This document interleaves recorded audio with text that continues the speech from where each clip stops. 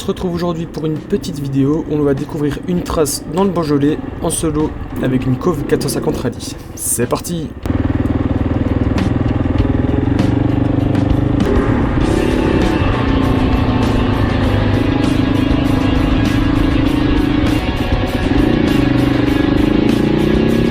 On a une petite quarantaine de kilomètres de liaison avant d'arriver là-bas pour commencer la trace et pourquoi pas la proposer pour vous les adhérents.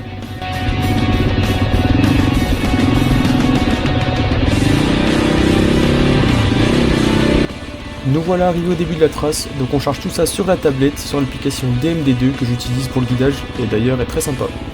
Allez, j'en dis pas plus et je vous laisse avec un petit peu de musique pour le début de la vidéo.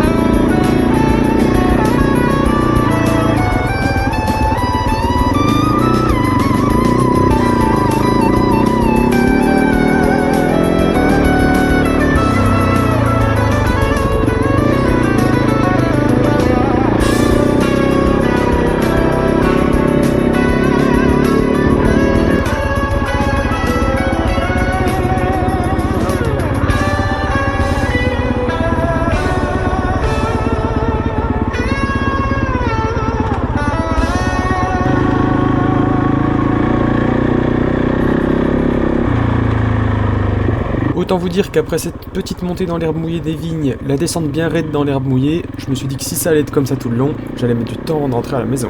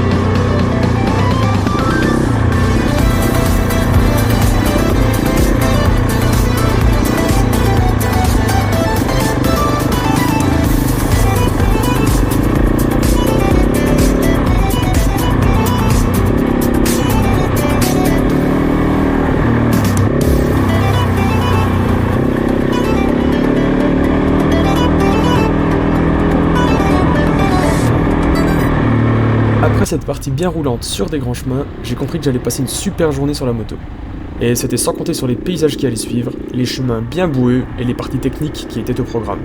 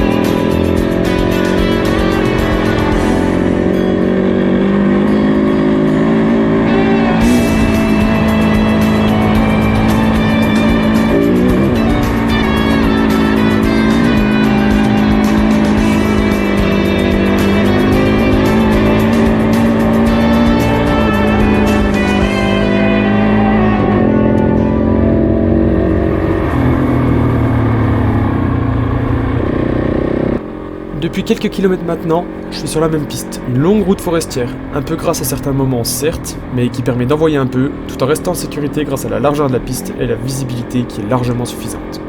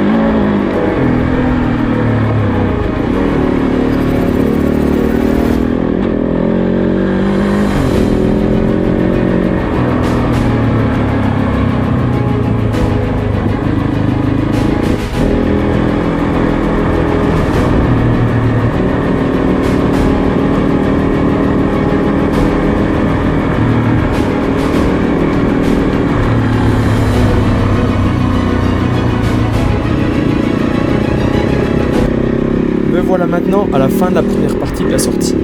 En effet, la trace dont je me suis inspiré pour aujourd'hui s'arrêtait là. Ayant prévu le coup, j'ai décidé d'utiliser une nouvelle application qui se nomme Strax, qui permet de créer des itinéraires off-road. J'ai toujours voulu tester cette application. Après vérification de la légalité du parcours la veille, j'ai décidé de me lancer.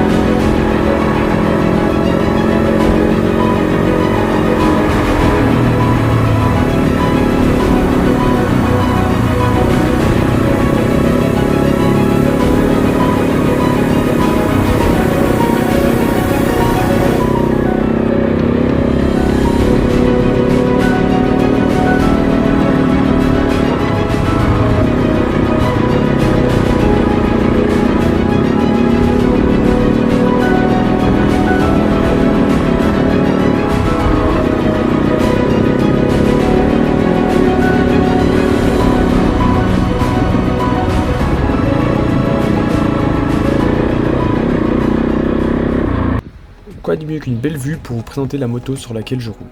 Il s'agit d'une Cove 450 Rally de 2025. Et oui, elle est un peu modifiée comme on peut le voir. Restez là, je vous montre tout ça en détail. Tout d'abord, il s'agit de la version haute, avec 300 mm de débattement à l'avant, autant à l'arrière, mais une hauteur de selle de 960 forcément. Elle peut embarquer jusqu'à 30 litres d'essence, ça c'est top. Concernant les modifications, il y a une tour de navigation rallye qui permet de monter une tablette de navigation facilement et d'avoir une visibilité de celle-ci bien améliorée, très pratique. Sur la retour, on y retrouve aussi des clignotants qui ont été déplacés pour les protéger. On y trouve aussi une petite sacoche pour y mettre des outils ou autre chose. Les phares ont aussi été modifiés pour les protéger au mieux. Il n'y a plus le compteur d'origine mais un compteur enduro avec séparateur de réservoirs car oui, sur la moto, il y a deux réservoirs, les réservoirs avant et le réservoir arrière. Si on descend un petit peu, il y a aussi un indicateur de rapport engagé, en gros au centre de la tour. On peut voir aussi un support de roadbook et un amortisseur de direction, sans oublier les poignées mousse pour plus de confort. Concernant les modifs qui influent le comportement moteur, il y a le kit rallye, c'est-à-dire une boîte à air plus grosse, l'écu enduro et une ligne complète HP Corse, qui est décatalysée. Grâce à tout ça, la puissance de la moto s'élève à 55 chevaux. Je vous laisse écouter tout ça dans la vidéo qui suit.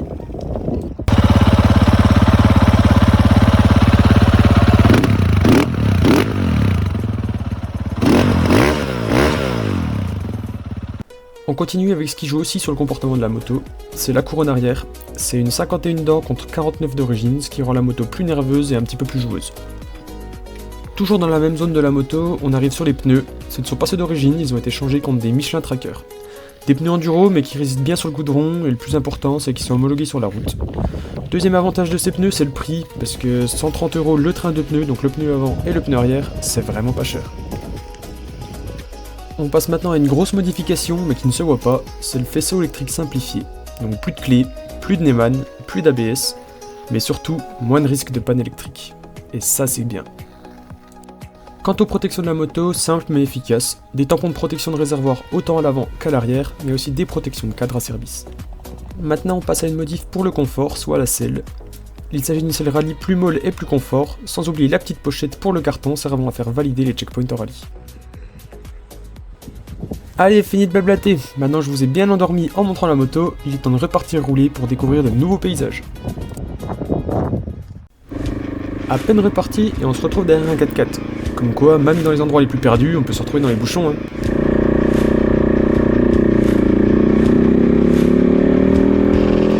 On n'oublie pas de faire le signe du pied pour remercier de nous avoir laissé passer. Et oui, si on veut pouvoir continuer à s'amuser dans les chemins, le respect des autres usagers, c'est le plus important.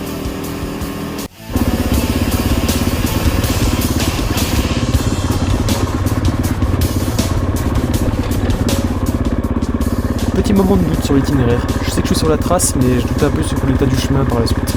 Étant seul dans une descente relativement raide, avec de l'herbe humide, je préfère m'arrêter, analyser les courbes de niveau pour me renseigner sur la difficulté à venir. Car la règle de base en roulant seul, c'est qu'on ne s'engage pas dans un endroit sans être sûr qu'on puisse passer sur ce même endroit dans l'autre sens. En clair, on ne descend pas un endroit si on ne sent pas de remonter ce qu'on vient de descendre.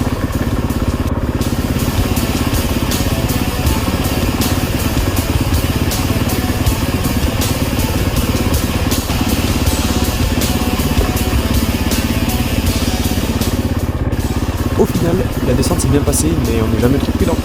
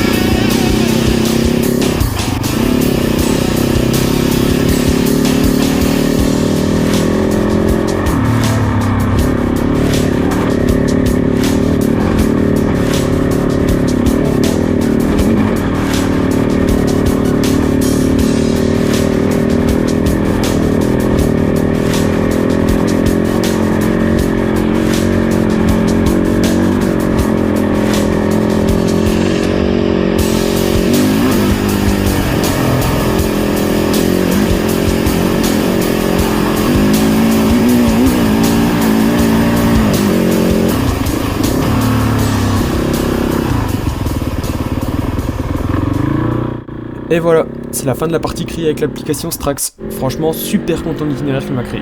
Merci au développeur Geoffrey pour cet outil et hâte d'essayer un nouveau parcours avec l'appli. Me voilà maintenant sur la troisième et dernière partie de la journée et on n'a pas encore fini de se régaler. Allez, je vous laisse profiter de tout ça en musique.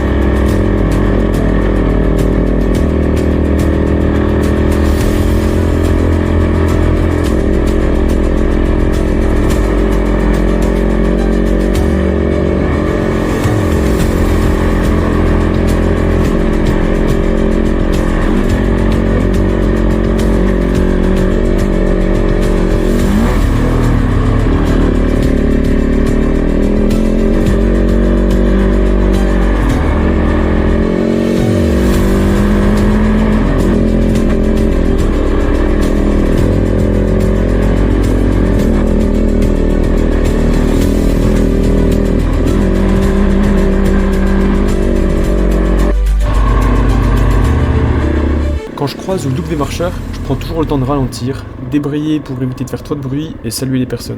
Je trouve que c'est le minimum à faire quand on croise du monde car c'est notre image qui est en jeu. Et comme dit précédemment, respecter les usagers, c'est la clé pour continuer de rouler.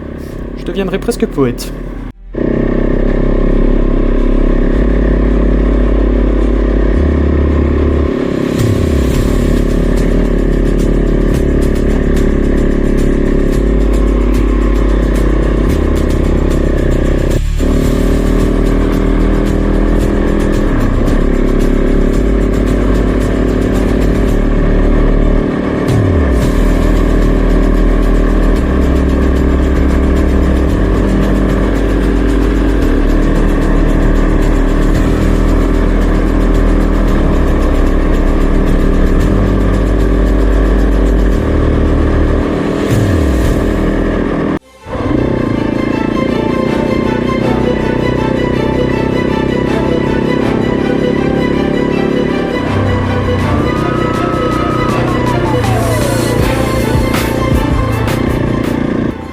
On fait une petite pause pour boire un petit coup et surtout changer la batterie de la GoPro car sinon elle va pas finir la sortie. Et allez, on est reparti!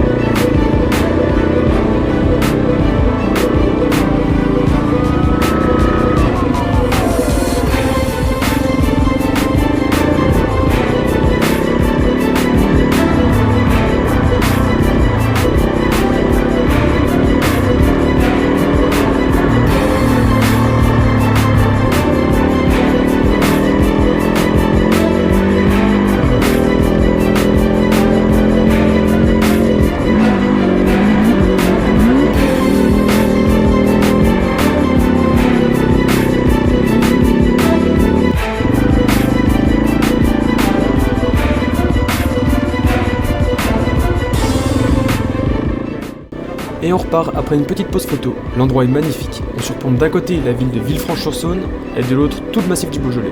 On voit super loin. Regardez cette petite cove dans son élément naturel.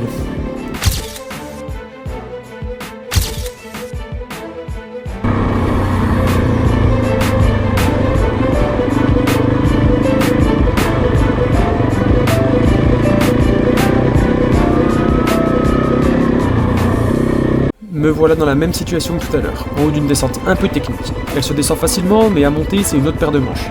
Et comme expliqué tout à l'heure, si je ne me sens pas de monter, je ne descends pas. Après réflexion, j'y vais, et j'ai bien fait car tout est passé comme sur des roulettes.